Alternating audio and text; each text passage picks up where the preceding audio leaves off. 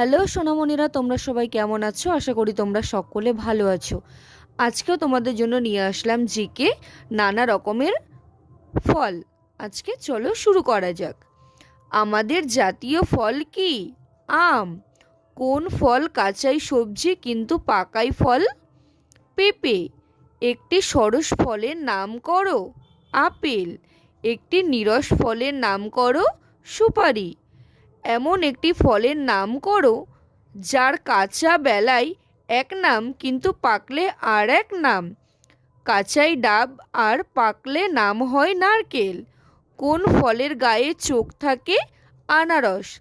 আজকের প্রশ্ন, তোমরা একটি নিরস ফলের নাম ও একটি সরস ফলের নাম কমেন্টে জানাও।